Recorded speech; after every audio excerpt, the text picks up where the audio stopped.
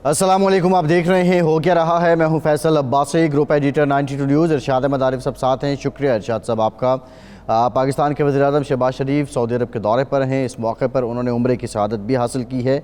साथ ही साथ सऊदी अरब के वली अहद मोहम्मद बिन सलमान के साथ उनकी मुलाकात भी हुई थी। पाकिस्तान और सऊदी अरब के जो बरादराना ताल्लुकात हैं उनको मज़ीद गहरा करने और पाकिस्तान और सऊदी अरब के जो इक़्तिसादी ताल्लुकात हैं उनको फ़रोग़ देने के लिए जो अज़्म है उसको दोहराया गया है। और बिलख़ुसूस $5 बिलियन जो पैकेज है उससे मुतालिक भी गुफ्तगू हुई है। सरमायाकारी पैकेज जो है उससे मुतालिक गुफ्तगू हुई है वज़ीर-ए-आज़म शहबाज शरीफ और मोहम्मद बिन सलमान में। कितना अहम दौरा है, वज़ीर-ए-आज़म को मुबारकबाद भी दी गई है सऊदी वली अहद की तरफ से। और बिलख़ुसूस हम जो बात कर रहे थे SIFC के फ़ोरम के नीचे सरमायाकारी आनी है, वज़ीर-ए-आज़म का ये दौरा कितना कारगर साबित होगा और ये सरमायाकारी आने में मज़ीद कितना वक्त लग जाएगा। साथ ही साथ दूसरी जानिब पाकिस्तान के साबिक़ वज़ीर-ए-आज़म शाहिद खाकान अब्बासी इलेक्शन कमीशन पहुँच चुके हैं, कवायद जमा करवा दिए हैं, अपनी जमात को रजिस्टर्ड करवाना चाहते हैं। ये जमात क्या ड्राइंग रूम पार्टी होगी या ये जमात पाकिस्तान के अवाम की जमात होगी? ये जमात पाकिस्तान के अवाम इसको पजीराई देंगे या नहीं, इससे मुतालिक बात करेंगे, क्योंकि आगाज़ ही कुछ बातों का, कुछ मामलात का अंजाम ज़ाहिर कर देता है। तो आगाज़ कैसा हो रहा है, बुनियादी नुक्ता ये है। चेयरमैन सेनेट और डेप्यूटी चेयरमैन के लिए जो इलेक्शन होने हैं उसके लिए पीपल्स पार्टी ने यूसुफ रज़ा गिलानी साहब का नाम दे दिया है, लेकिन अब ये एक तनाज़ा खड़ा हो गया है। PTI कहती है पहले जो 11 नशस्तें आनी हैं KPK से वो आ जाएं, वहाँ पे इंतखाबात हो जाएं तो ये करवाओ जो चेयरमैन सेनेट का इलेक्शन है। बहरहाल अगेन एक तनाज़ा दर तनाज़ा, ये क्यों होता है ऐसे और ये रीत क्यों जन्म ले चुकी है, इस पर भी बात करेंगे। इरशाद साहब, वज़ीर-ए-आज़म साहब का दौरा सऊदी अरब, मोहम्मद बिन सलमान साहब से मुलाकात, दो तरफ़ा ताल्लुकात, इक़्तिसादी ताउन, ये तमाम बातें हुई। आप समझते हैं कि ये दौरा पाकिस्तान के वज़ीर-ए-आज़म का मुस्बत रहा है और इस दौरे से बिलख़ुसूस इक़्तिसादी ताउन की जो हम बात करते हैं, इस दौरे के बाद हमें सरमायाकारी आती नज़र आ रही है। सऊदी अरब कुछ वज़ीर-ए-आज़म के लिए ओवरवेलमिंग जेस्चर शो करेगा, कुछ हमारे पास डॉलर्स आएंगे। अच्छा देखें, पाकिस्तान और सऊदी अरब के जो ताल्लुकात की नोयत है उसकी रोशनी में ये बिल्कुल बिला किसी झिझक के कहा जा सकता है कि दौरा बहरहाल कामयाब होगा।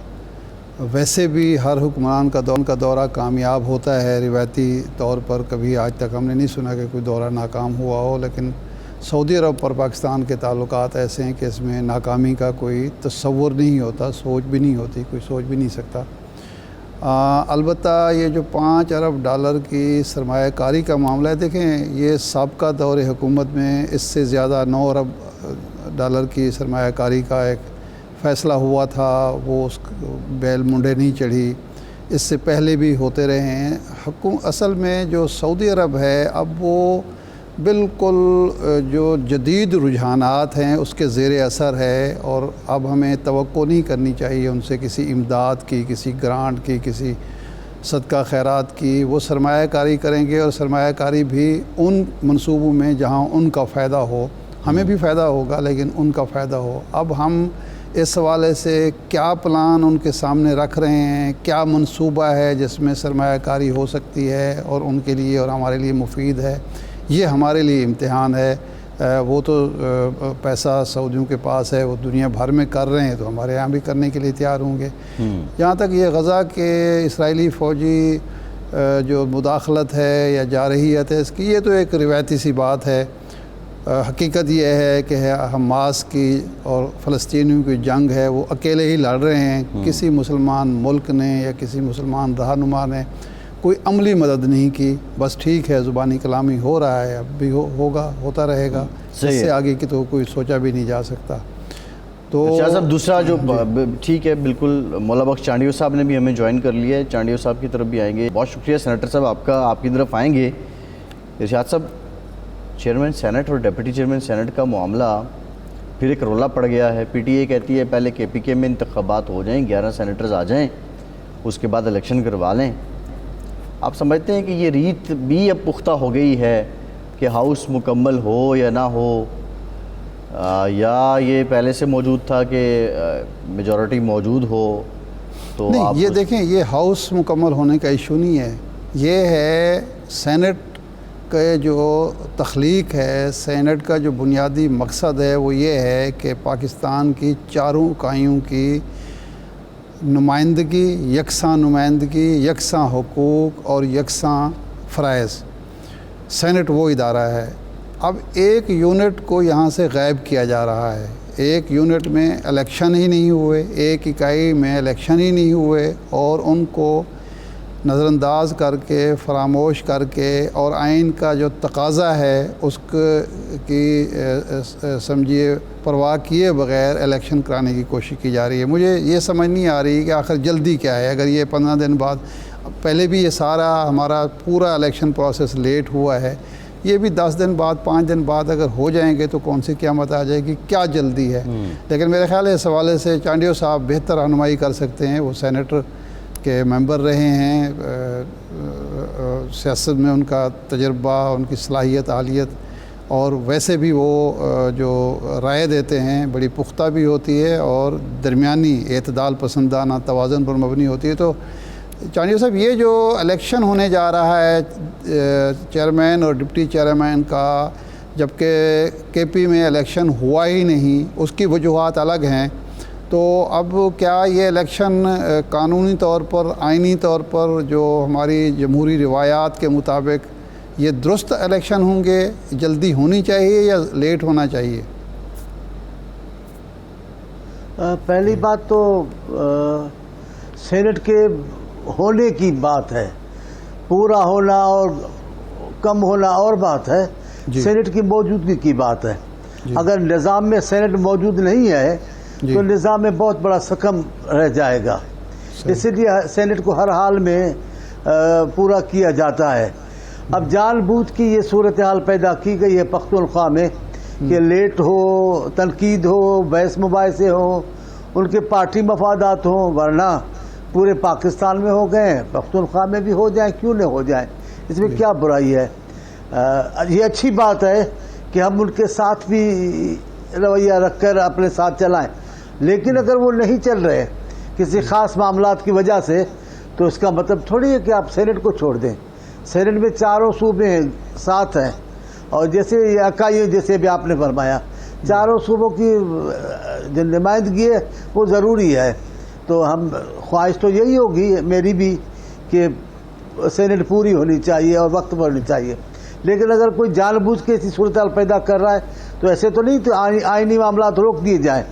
یہ روایت پڑی ہوئی ہے، ہم جان بوجھ کر آئین سے انحراف کرتے ہیں، آئینی تقاضاؤں سے انحراف کرتے ہیں، جمہوری روایتوں سے ہم انحراف کرتے ہیں، اسی لیے ہمیں نقصان بھی کھانا پڑتا ہے۔ اصل بات تو یہی ہے۔ چانڈیو صاحب، یہ الیکشن جو دل کی چانڈیو صاحب الیکشن جو ملتوی ہوئے ہیں وہ کے پی کے گورنمنٹ نے یا کے پی کے اسمبلی نے نہیں کیے، وہ الیکشن کمیشن نے ملتوی کیے ہیں۔ لا رہے، میں اس سے انکار نہیں کر رہا ہوں، میں کے پی کے کی حکومت کی بات نہیں ہے، کے پی کے حکومت کے رویے کی ضرور بات ہے۔ ان کا رویہ جو ہے وہ جس قسم کا تھا وہ آپ جانتے ہیں، اب کیونکہ تفصیل میں نہیں جا رہے ہیں، لیکن ایک بات طے ہے کہ سینٹ کے مکمل ہونے میں اشد ضروری ہے قانونی طور پہ۔ سینٹ چاروں صوبوں کی نمائندگی کرتی ہے، لیکن میں ایک بات آپ کو دل کی بات بتاتا ہوں، جو ایمانداری کی بات ہے، شاید دوسرے بھی کرتے ہوں، لیکن میں آپ سے کرتا ہوں، آپ سے ہمیشہ میری اسی طریقہ کار کی گفتگو رہی ہے۔ سینٹ کو جو ہونا چاہیے تھا وہ نہیں ہے، سینٹ کو جو اختیار ہونا چاہیے وہ اختیار نہیں ہے، سینٹ کے پاس قانون سازی کا کوئی بھی اختیار نہیں ہے، سینٹ کو بجٹ میں کوئی عمل دخل نہیں ہے۔ جب تک سینٹ کو بجٹ میں عمل دخل نہیں دیا جائے گا، سینٹ کو کوئی اہمیت نہیں دے گا۔ آتے ہیں، پیسے لیتے ہیں، بہت بڑا خرچہ ہوتا ہے، لیکن تقریریں کرتے ہیں اور تقریروں کے بعد چلے جاتے ہیں، فیصلہ کوئی نہیں ہوتا۔ سینٹ کے فیصلے کو قانونی حیثیت حاصل نہیں ہوتی، وہ تو ایسے کھانا پوری ہے کہ ہم قومی اسمبلی کے قانون کو سینٹ میں لاتے ہیں۔ ذرا بھٹو صاحب نے جو آغاز کیا وہ یہ کہ سب کو شریک کیا، لیکن سینٹ کو جو ہونا چاہیے بااختیار وہ سینٹ نہیں ہے۔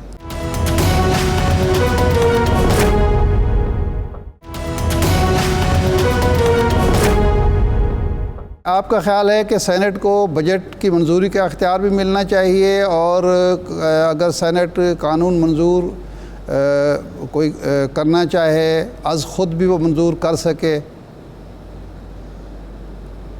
میں یہ نہیں کہتا کہ از خود کرے، اس کی کوئی طے شدہ ایسا طریقہ ہو کہ وہ بھی قانون سازی میں شریک ہو. یہاں قانون سازی میں سینٹ شریک نہیں ہے. اگر کسی قانون کو پاس نہیں بھی کرے گی، قومی اسمبلی کر دے گی، سینٹ کو کہے گی اللہ آپ کو سلامت رہے، خوش ہو جائے. بجٹ کی جب میں بات کرتا ہوں کہ بجٹ میں اگر جی فرمائیں. بجٹ کی جو میں بات کرتا ہوں اس لیے کہتا ہوں تاکہ قومی اسمبلی میں بھی اس کی اہمیت ہو کہ بھائی یہ بجٹ وہاں بھی جائے گی تو ہم پوچھیں گے. یہاں نہیں ہوتا ہے. یا کروڑوں اربوں روپے کے پیپر ضائع کر کے اتنے سارے ڈھیر ہمارے سامنے سینیٹرز کے سامنے رکھا جاتا ہے، کوئی پڑھتا نہیں، کوئی اس پہ بحث نہیں کرتا ہے. کیوں اتنے کتاب پیسے ضائع ہم کر رہے ہیں صرف خانہ پوری کے لیے؟ آپ غور سے دیکھیں تو ہمارے سارے معاملات لیکن یہ اب سینیٹر صاحب یہ تو بڑی، ہم تو اس کو ستم ظریفی کہیں گے کہ ایوان بالا سینیٹر بننا ہے کارنر، اور آپ کہہ رہے ہیں خانہ پوری کے لیے. سوال اب یہ ہے کہ یوسف رضا گیلانی صاحب کا نام بطور چیئرمین سینٹ پیپلز پارٹی نے اناؤنس کیا ہے کہ یہ فیصلہ حتمی ہے. میرا خیال میں حتمی ہی ہوگا، اس میں تبدیلی کی گنجائش نہیں ہے. پارٹی نے اعلان کر دیا ہے، جب پارٹی نے فیصلہ دے دیا ہے تو پھر حتمی مانا جائے گا اس کو. اگر انوار اللہ کاکڑ صاحب فرمائش کریں کہ جی مجھے چیئرمین سینٹ بنائیں تو پیپلز پارٹی راضی ہوگی یا نہیں ہوگی؟ میرا اپنا خیال ہے نہیں ہونا چاہیے ان کو راضی. کاکڑ صاحب بہت اچھے آدمی ہیں، بہت پیارے انسان ہیں، میں ان کے ساتھ رہا ہوں، لیکن اگر پیپلز پارٹی اناؤنس کر دے تو اس کا حق بنتا ہے. معاملات بھی ایسے ہی طے ہوئے ہیں کہ سینٹ کے چیئرمین پیپلز پارٹی نامزد کرے گی، وہی بہتر ہے. یوسف رضا گیلانی ایک بہت قداور نام ہے، تجربے کار نام ہے، اسپیکر رہ چکے ہیں، وزیر اعظم رہ چکے ہیں. میرا خیال ہے ابھی اپوزیشن لیڈر رہ چکے ہیں. میرا خیال ہے گیلانی صاحب کو یہ اہمیت ملنی چاہیے تاکہ اس ایوان کا وقار بھی بڑھ جائے گا اور اہمیت بھی بڑھ جائے گی. صحیح. اچھا، اسلام آباد میں یہ پھر کیا سارائیاں ہو رہی ہیں کہ بلاول بھٹو صاحب کو نائب وزیر اعظم بنانے کی کوئی تجویز ہے، نائب وزیر اعظم بنایا جائے گا. تو پیپلز پارٹی تیار ہو رہی ہے حکومت کو جوائن کرنے کے لیے، حکومت کیبنٹ میں شامل ہونے کے لیے؟ کوئی اچھبے کی بات نہیں ہوگی، لیکن میرے علم میں نہیں ہے کیونکہ یہ فیصلہ بلاول صاحب کی پالیسی کے مطابق تھا کہ ہم شرکت نہ کریں حکومت میں، حکومت کو مکمل طور پہ آزاد چھوڑیں اپنی مکمل سپورٹ کے ساتھ تاکہ وہ کچھ ڈیلیور کر سکے. مہنگائی کا معاملہ اتنا بڑا ہے کہ لوگ مر رہے ہیں، پاکستان کے لوگ پریشان ہیں مہنگائی کی وجہ سے اور پیٹرول کی وجہ سے، بجلی کی وجہ سے. تو میرا خیال ہے کوئی ایک پارٹی اگر ہے بااختیار وہ فیصلہ کر لے، لیکن اگر کوئی جمہوریت مفاد میں، نظام کے مفاد میں ہے کہ بلاول صاحب آئیں اور پھر پارٹی بھی راضی ہو جائے تو کوئی اچھے کی بات نہیں ہوگی. جی ٹھیک ہے. اچھا یہ بتائیے گا کہ آپ اگر پیپلز پارٹی شریک اقتدار ہو بھی جاتی ہے، دوسری جانب جو چیلنجز ہیں، Pakistan institute of development economics کہتا ہے $120 ارب پاکستان کو اگلے 5 سال کے لیے چاہیے ہوں گے، ڈیفالٹ کے خطرات منڈلاتے رہیں گے. تو کیا یہ گورنمنٹ کیسے ڈیلیور کرے گی، کیسے پرفارم کریں گے، عوام کے حقیقی مسائل حل کیسے کریں گے؟ یہی ایک بات ہے جس پہ ہم سب بحث کرتے ہیں، اور میرے چیئرمین صاحب کا بھی یہی موقف تھا کہ ہم اس پہ کوئی ایسا فیصلہ نہ دیں حکومت پر جس کے لیے ان کو ایک بہانہ مل جائے کہ ہم نے جناب ہمارے فلاں وزیر نے کام نہیں کیا، جناب ہم اکیلے ہوتے تو بااختیار ہوتے. چیئرمین صاحب کہتے ہیں آپ بااختیار ہیں، آپ کریں جو آپ اچھا کام کریں گے ہم ان کی حمایت کریں گے. چھوڑیں نا حکومت کو. لیکن میں ڈر رہا ہوں بات کرتے ہوئے کہ یہاں انا پرستی زیادہ ہے، وہی میاں صاحب کے زمانے کا تکبر زیادہ ہے. اپنے اختیار دکھانے کی بات ہے، لیکن ملک کو چلانے کے لیے تھوڑا پیچھے ہٹنا پڑتا ہے. یہ ایسا طریقہ کار اختیار جو عمران خان صاحب نے کیا، اس انداز سے پاکستان بھی ترقی نہیں کرے گا، جمہوریت مستحکم بھی نہیں ہوگی. یہ تکبر کی بات آپ نے عمران خان کے حوالے سے کی یا یہ موجودہ جو حکمران ہیں مسلم لیگ نون ان کے ہاں بھی یہ ہے کوئی چیز؟ خان صاحب کی تو تکبر کی علامت ہے لیکن میں یہ جو ابھی بات کر رہا تھا بڑے میاں صاحب کے زمانے کی بات کر رہا تھا.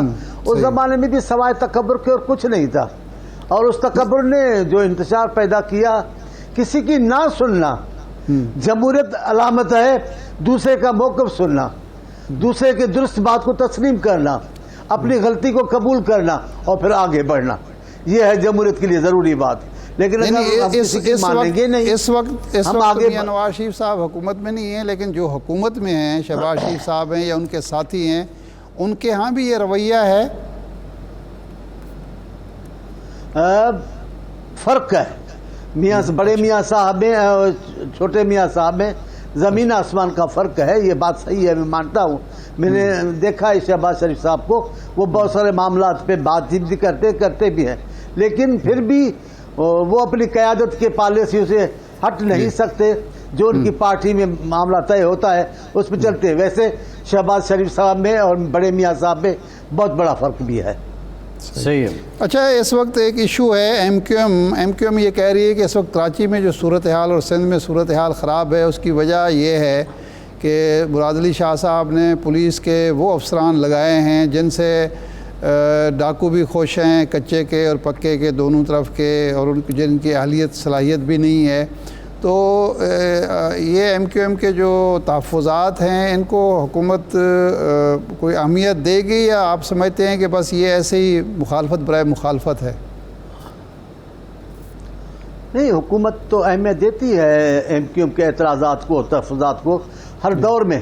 لیکن ایک بھی دور ایسا نہیں ہے جس میں ایم کیو ایم ہمارے ساتھ ہو اور اس کے بعد یہ باتیں شروع نہ کی ہو. یہی باتیں شروع کر رہی ہیں کہ بھائی کراچی جیسے اختیارات رینجر کو ملے, اندرون سندھ بھی. یہ کیا بات ہے آپ کی؟ علاقے کی صورتحال جو جیسی ہوگی ویسے اہتمام کیا جائے گا. گزشتہ حکومت میں بھی تھا, انفارمیشن ایڈوائزر تھا, اس زمانے میں بھی یہی باتیں ہوئی. جناب رینجر کو اختیار, آخر رینجر کو اختیار ملے. ہمیں کوئی اپنے ملک کے کسی ادارے پر اعتراض نہیں ہے. افواج پاکستان وہ بھی ذمہ داری امن امان کی پورا کرتی ہے وقت آنے پر, رینجر بھی کرتی ہے, اور پولیس تو قربانیاں دیتی ہے. سندھ پولیس نے تو بے پناہ قربانیاں دی ہیں, سندھ پولیس نے کارنامہ بھی دکھائے. لیکن یہ جو ایم کیو ایم کا موقف ہے یہ ایسا ہی رہے گا, اور جب تک یہ پورا نہیں ہوگا تب تک یہ چلتے رہیں گے. کبھی اس میں تیزی آئے گی, کبھی کمی آئے گی. چانجی صاحب, لیکن یہ تو حقیقت ہے نا کہ رینجرز اگر موجود ہے تو اس کا مطلب ہے پولیس کی ناکامی ہے نا, ورنہ رینجرز کا تو امن و امان کی صورتحال سے کوئی اس طرح ڈائریکٹ تعلق نہیں بنتا. جب آپ موجودگی ان کی لازمی سمجھ رہے ہیں تو اس کا مطلب ہے پھر ان کی بات ٹھیک ہے کہ پولیس ناکام ہے. میں اس بات کا حامی نہیں ہوں, نہ میرا یہ موقف ہے. میں نے دیکھا ہے گزشتہ حکومت میں امن امان قائم ہوا تو پولیس کا بھی بہت بڑا رول تھا. پولیس کو ہم کیسے مائنس کر دیں گے؟ جو قربانیاں دے رہے ہیں, جو اپنی جانیں دے رہے ہیں پولیس کے لوگ, ان کو ہم کیسے بھول جائیں؟ رینجر کا اپنا رول ہے, وہ بھی ایک آئینی ادارہ ہے, اور وہ بھی سندھ حکومت کے ماتحت کام کرتا ہے. اس میں کیا برائی ہے؟ یہ تو ہم اس مسئلے کو ہوا دینے کے لیے اور ایک فضا خراب کرنے کے لیے یہ باتیں بناتے ہیں. ابھی ہم کہیں گے بھائی جناب فوج مداخلہ نہیں کریں گے. بابا سیلاب میں فوج آ جاتی ہے, زلزلے میں فوج آتی ہے, تو امن امان کے معاملات میں بھی فوج آتی ہے. اس میں بحث نہیں کرنا چاہیے. لیکن میں آپ سے پھر کہہ رہا ہوں, ایم کیو ایم کا یہ جو باتیں ہیں یہ نئی باتیں نہیں ہیں. یہ ریل ہے جو بار بار وہی باتیں بتاتی ہے, وہی فلم ہے جو چلتی رہتی ہے. یہ ہم نے دیکھی ہے 6 دفعہ, تو مجھے یاد ہے 7 دفعہ شریک بھی ہوتے ہیں, اور اس کے تھوڑے عرصے کے بعد یہ کہنا شروع کر دیتے ہیں جناب انتظامیہ کہنا نہیں مان رہی, جناب ابھی ہم یہ کر دیں گے, جناب اگر یہ نہیں مانا تو ہم یوں کریں گے. یہ تو چلتی رہے گی. اب ان کو کتنا وقت چلنا ہے حکومت کے ساتھ اتنا طے کر کے بیٹھے ہیں, اس سے ایک دن نہ آگے ہوں گے نہ پیچھے ہوں گے. جی ٹھیک, بہت شکریہ مولا بخش چانڈیو صاحب, آپ کا ہمارے ساتھ موجود تھے. ایک بریک کے بعد پاکستان کے جو حقیقی معاشی اور اقتصادی چیلنجز ہیں اس پر بات کریں گے. ہمارے ساتھ رہیے.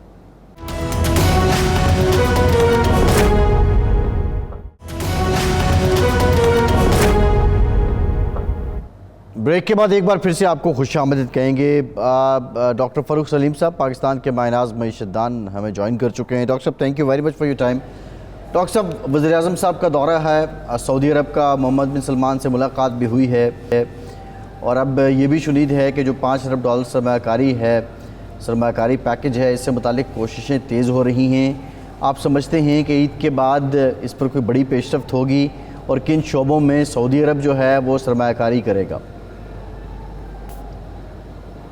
جی فیصل صاحب، سرمایہ کاری کا جو سب سے زیادہ انٹرسٹ سعودی عربیہ کی طرف سے آ رہا ہے وہ ریکوڈک مائنز کے اوپر مجھے نظر آ رہا ہے۔ اب سعودی عربیہ کا جو طریقہ کار ہے جو اپنے بردر کنٹریز کی مدد کرنے کا، وہ میں سمجھتا ہوں کہ کافی بدل گیا ہے۔ بجائے اس کے کہ وہ ملکوں کو لونز دیتے رہے، وہ زیادہ اپنی انویسٹمنٹ ایکٹیویٹی میں زیادہ انٹرسٹڈ لگتا ہے۔ ریکوڈک کا جو انٹرسٹ ہے وہ سعودی عربیہ کا کوئی نیا نہیں ہے، لیکن اس میں معاملہ یہ آ رہا ہے کہ ابھی جو مائنز ہیں ان کا جو نیا اگریمنٹ طے ہوا ہے اس میں 25% حکومت بلوچستان ہے، 25% حکومت پاکستان ہے، اور 50% شیئر جو ہے وہ بیرک گولڈ کا ہے۔ اور ان تینوں اینٹیز میں سے کوئی بھی اپنی جو شیئر ہولڈنگ ہے وہ کم نہیں کرنا چاہتا۔ سب کو ریکوڈک کے اندر اتنا پروسپیکٹ نظر آتا ہے فیوچر کے اندر۔ سعودی عربیہ اوریجنلی یہ چاہ رہا تھا کہ ان تینوں اینٹیز میں سے کوئی اپنا حصہ کم کر کے وہ شیئر جو ہیں وہ سعودی عربیہ کو بیچ دیے جائیں۔ اس کے اوپر کیا پیش رفت ہو رہی ہے ابھی تک مجھے اس کا ایگزیکٹ پتہ نہیں۔ ڈاکٹر صاحب، یہ یعنی سعودی عرب کی خواہش ہے کہ بلوچستان گورنمنٹ، حکومت پاکستان اور بیرک گولڈ جو ہیں یہ اپنے شیئرز میں سے کچھ حصہ سعودی عرب کو دیں، یہ میں یہی سمجھاؤں؟ اور کیا بیرک گولڈ تیار ہوگا اس کے لیے، اگر ہم تیار ہو بھی جائیں تو؟ جیسے کہا کہ جی بیرک گولڈ بھی تیار نہیں ہے، کیونکہ بیرک گولڈ کو بھی نظر آ رہا ہے کہ سن 2028 میں یہ مائن جو ہے یہ پروڈکشن میں چلی جائے گی، اور یہ وہی وقت آ رہا ہے کہ جب تقریباً پورا یورپ جو ہے وہ آلٹرنیٹیو انرجی کی طرف جا رہا ہے، اور اس کا مطلب یہ ہے کہ 2030 کے بعد وہ زیرو ایمیشن ہونی ہے۔ اب چاہے وہ الیکٹرک پینلز ہوں، چاہے وہ الیکٹرک کارز ہوں، چاہے وہ ونڈ ٹربائن ہو، سب کے لیے جو ہے وہ کاپر چاہیے ہوتا ہے۔ تو جیسے جیسے ہم بڑھ رہے ہیں زیرو ایمیشن کی طرف، 2030 کی طرف، کاپر کی ڈیمانڈ جو ہے وہ دنیا میں بہت تیزی سے بڑھنے والی ہے۔ تو ابھی مجھے لگ رہا ہے کہ بیرک گولڈ والے جو ہیں وہ کسی صورت بھی اپنا حصہ جو ہے وہ اس کرنٹ مائن کے اندر کم نہیں کرنا چاہتے، لیکن آپ کو پتا ہے کہ یہ پورا ریکوڈک کا علاقہ جو ہے یہ کرنٹ مائن جو ہے یہ اس کا ایک حصہ ہے۔ ابھی بہت سارا اور ان ایکسپلورڈ جو ہے کاپر کا جو ذخیرہ ہے پاکستان کے پاس موجود ہے۔ صحیح۔ اچھا، یہ فرمائیں کہ پائٹ کی ایک رپورٹ آئی جس میں کہا گیا کہ جی اگلے 5 سال تک ہمیں $120 ارب کے بیرونی قرضے درکار ہوں گے ڈیفالٹ سے بچنے کے لیے۔ کیا ایک تو یہ ہے کہ یہ کتنی حقیقت پسندانہ ہے؟ کیا واقعی 5 سال تک ہم پر یہ ڈیفالٹ کا خطرہ منڈلاتا رہے گا، اور اس سے نکلنے کی کیا صورت ہے؟ دیکھیے، یہ درست ہے جو فگر بتائی گئی ہے وہ 3 سالوں کی 75 آ رہی ہے، 5 سالوں کی آپ نے 125 بتائی۔ فگر درست ہے، لیکن اس کی جو انڈرسٹینڈنگ ہے میرا خیال ہے کہ اس کو درست کرنا ہوگا۔ اس میں سے ایک بہت بڑا جو حصہ ہے وہ جس کو ہم کہتے ہیں کہ وہ لونز ری اوور ہونے ہیں، یعنی کہ پرانے قرضہ جات کا رول اوور ہونا ہے، کوئی نئے قرضہ جات کی ضرورت نہیں ہوگی۔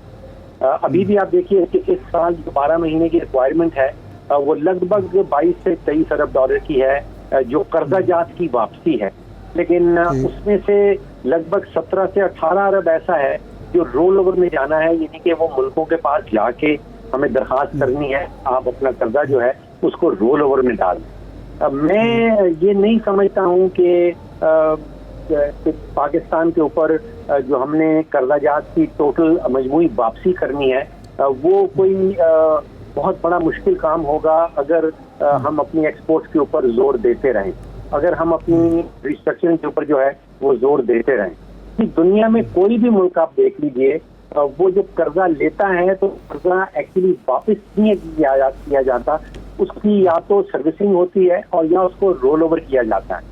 یہ صرف پاکستان کی بات نہیں ہے، دنیا بھر میں جب قرضے دیے جاتے ہیں تو وہ واپسی کی جو کیے جاتے ہیں ان کو رول اوور پہ جاتا ہے اور ان کے انٹرسٹ کی پیمنٹ ہوتی ہے.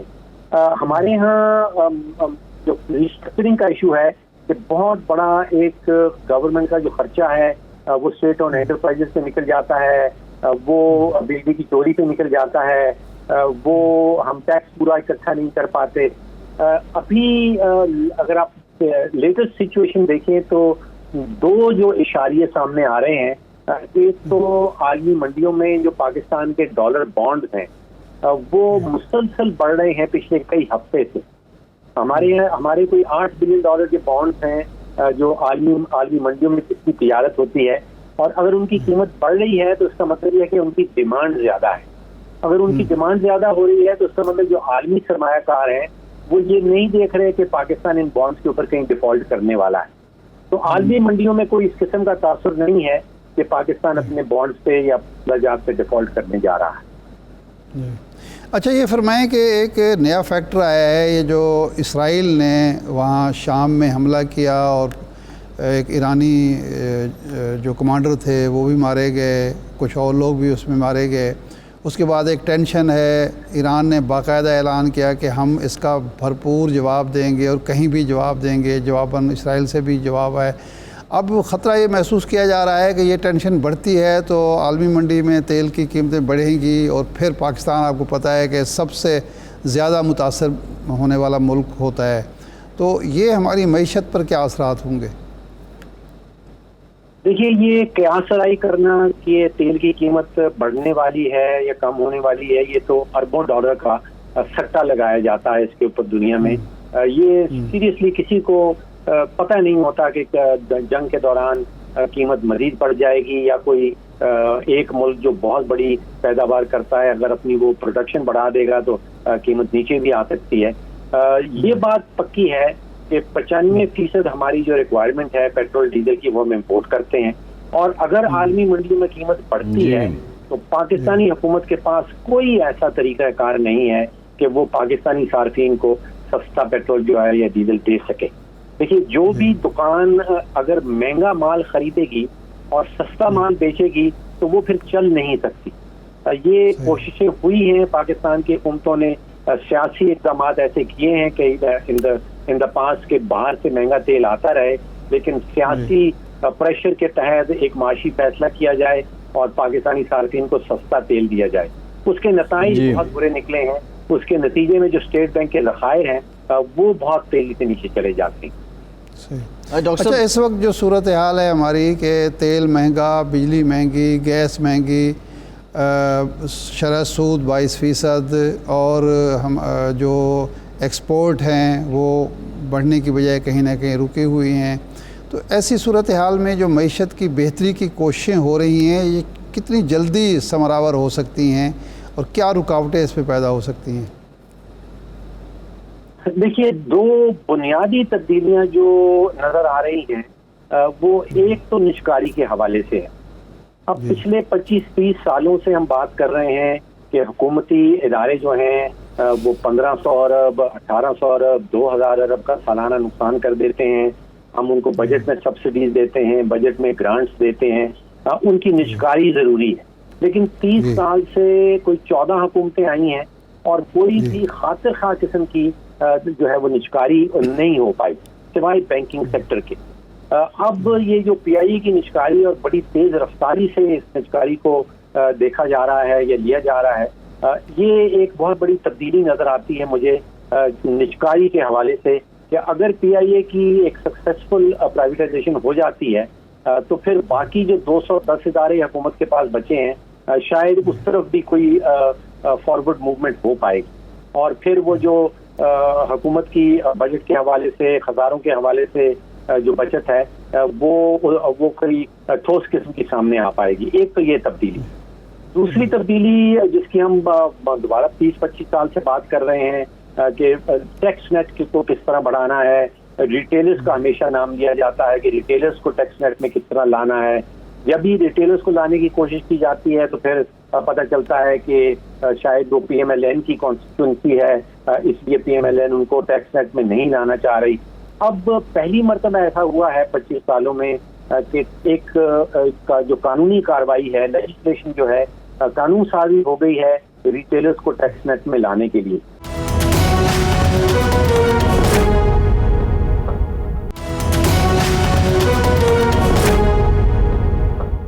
ڈاکٹر صاحب، جو موسٹ امپورٹنٹ فیکٹر ہے، ہم پچھلے کئی سالوں سے بات کرتے رہے پولیٹیکل انسرٹنٹی، اور کیا یہ سیاسی بے یقینی یا پولیٹیکل انسٹیبلٹی، سیاسی عدم استحکام بھی کم ہوا ہے یا آپ کو ہوتا دکھائی دے رہا ہے یا درجہ حرارت بڑھ رہا ہے؟ دیکھیے، الیکشن سے پہلے جو غیر یقینیاں تھیں کہ الیکشن ہوگا یا نہیں ہوگا، اگر ہوگا تو کون سی پارٹی حکومت بنائے گی، وہ ساری غیر یقینیاں ختم ہو گئی۔ الیکشن بھی ہو گیا، چاروں صوبوں میں صوبائی حکومتیں بھی بن گئیں، وفاق میں بھی حکومت بن گئی، اور وفاق میں جس قسم کا اتحاد بنا ہے پیپلز پارٹی اور PMLN کے درمیان، ان کے درمیان آپ دیکھیے کہ الیکشن کے فوراً بعد جو معاہدے ہوئے تھے کہ صدر کون بنے گا، سینٹ کا چیئرمین کون بنے گا، گورنر پنجاب کا کون ہوگا، ڈپٹی چیئرمین کون ہوگا، یہ سب معاہدے جو ہیں مجھے لگ رہا ایسا ہے کہ ان کے اوپر بھی عمل درآمد شروع ہو گیا ہے۔ آپ نے دیکھا کہ پیپلز پارٹی کے صدر بن گئے ہیں، سینٹ کا الیکشن ہونے چلا ہے، وہاں پہ گیلانی صاحب کی نامینیشن ہے، اور وہاں پہ کوئی میرے خیال سے کہ 60 یا 62 ووٹ تو ان کے پاس جو ہیں وہ سیکیورڈ ہیں۔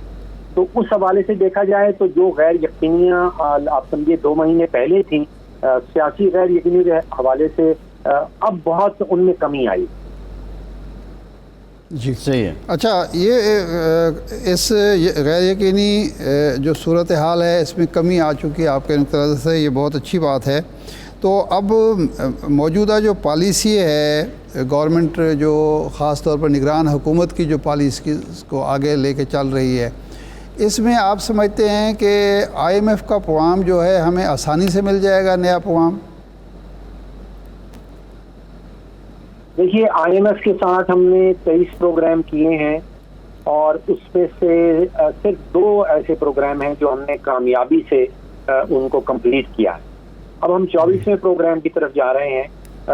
آسان نہیں ہوگا نیا پروگرام دینا، اور اس کی کنڈیشنلٹیز بڑی سخت ہوں گی۔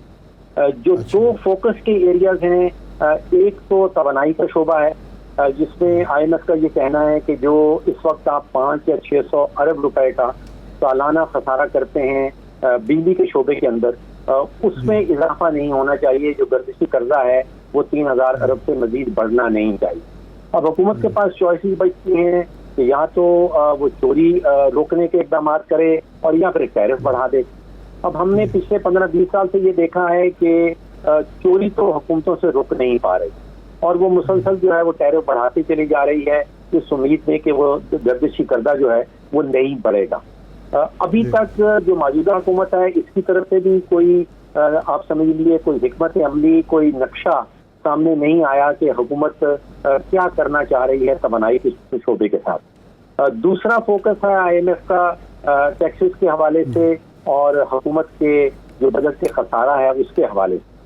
حکومت کا خسارہ جو ہے وہ اس سال کہیں 8000 اور 500 ارب کا بتایا جا رہا ہے، جو ان کی آمدن اور ان کے اخراجات میں ڈفرنس آ رہا ہے۔ تو یہ 2 فوکس ایریاز ہیں، یہ 2 فوکس ایریاز کو کمپلیٹ کیے بغیر نیا IMF کا پروگرام جو ہے وہ بڑا مشکل ہوگا۔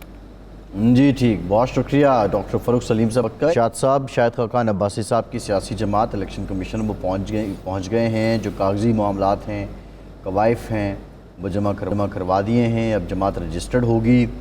یہ جماعت کیسی ہوگی؟ کیا یہ جماعت اس آئیڈیالوجی یا اس سوچ کا مظہر ہوگی کہ سب اچھے لوگ ساری سیاسی جماعتوں سے ایک جگہ اکٹھے ہو جائیں، یا یہ جماعت عوامی حقوق کا پرچار اس طرح کرے گی کہ یہ تھڑے کی جماعت ہوگی، چوک چوراہے کی جماعت ہوگی، گلی کوچے کی جماعت ہوگی، میسز کی جماعت ہوگی، یا آپ سمجھتے ہیں کہ یہ جماعت کم اور تھنک ٹینک زیادہ ہوگا جس کی سفارشات اور مشورے بڑے جاندار ہوں گے؟ دیکھیں، سیاسی جماعت پاکستان میں بنانا کوئی مشکل کام نہیں ہے۔ 1952-53 سے ہم دیکھ رہے ہیں کہ بس جس کا موڈ بنتا ہے وہ سیاسی جماعت بنا لیتا ہے۔ ابھی ہم پچھلے اگر 20-25 سال میں دیکھیں تو ہمیں اتنی غلام مصطفیٰ جتوئی صاحب کی سیاسی جماعت بنی، نیشنل پارٹی، فلاپ، اتنے الیکٹیبلز اکٹھے ہو گئے، لگتا تھا کہ اگلا اقتدار بس ان کا ہے، لیکن جب الیکشن ہوئے تو پتہ چلا کہ جتوئی صاحب خود بھی نہیں جیت پائے اور ان کو پھر کہیں اور سے الیکشن لڑنا پڑا۔ اس کے بعد ایک چٹھا صاحب، محمد حسین چٹھا صاحب تھے، بزرگ سیاستدان، ان کی سربراہی میں ایک مسلم لیگ بنائی گئی، وہ آپ پتہ ہی نہیں ہے کہ وہ کہاں گئی پارٹی۔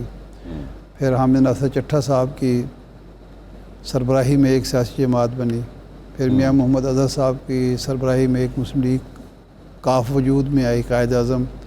وہ اتنی اس کا تو پتہ پاورفل چلا ہے جماعت صاحب تھی کہ وہ جماعت بنی اور چند ہی مہینوں میں اقتدار میں آ گئی، اور چاروں صوبوں میں اور مرکز میں 2/3 میجارٹی کے ساتھ اقتدار میں آ اور گئی۔ میاں اظہر صاحب فارغ ہو گئے، اور میاں اظہر صاحب فارغ ہو گئے، پہلے میاں اظہر صاحب فارغ ہوئے، اس کے بعد جماعت فارغ ہوئی، اور اب جو ہے وہ اب فارغ التحصیل ہیں۔ اب وہ یعنی حد یہ ہے کہ چودھری شجاعت صاحب اس کے صدر تھے، اور پرویز الہی صاحب بھی اس جماعت سے نکل گئے، وہ اپنا دھڑا جو ہے وہ لے گئے۔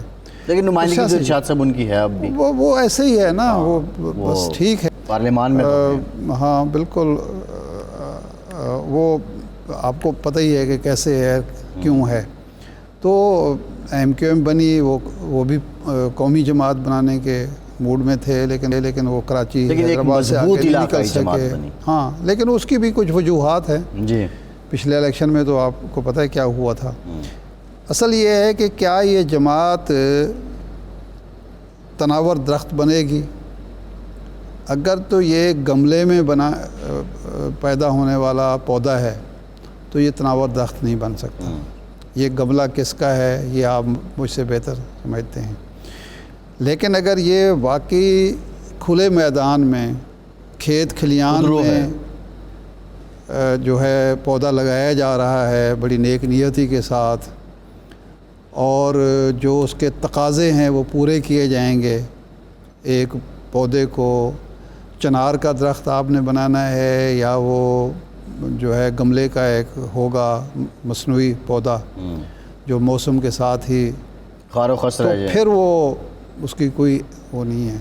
وہ جب عمران خان صاحب نے پی ٹی آئی بنائی تھی تحریک انصاف، تو ایک جملہ کہا تھا بینظیر بھٹو صاحبہ نے، وہ تاریخی جملہ ہے، انہوں نے کہا تھا کہ میں توقع کروں گی کہ عمران خان، کیونکہ کپتان مشہور تھا، کپتان جو ہے میچ فکسنگ نہیں کریں گے، تو شاہد خاقان عباسی صاحب صاف ستھرے آدمی، ان کی شہرت یہی ہے، صاف ستھرے ایک سیاستدان کی ہے، تو اگر تو وہ اس نقطہ نظر سے سیاسی جماعت بنا رہے ہیں کہ یہ موجودہ جو مسائل ہیں ملک کے اور جو بحران ہیں ان سے سیاسی جمہوری آئینی تقاضوں کے مطابق نمٹنا چاہتے ہیں، آئین کی پابندی، جمہوری اصولوں کی پاسداری اور سیاست کے جو مسلمہ روایات ہیں ان کے مطابق یہ جماعت بنا رہے ہیں، تو ہم ان کے لیے دعا گو ہیں۔ جہاں یہ باتیں سنی ہیں کہ ہر سیاسی جماعت میں اچھے لوگ ہیں، اگر یہ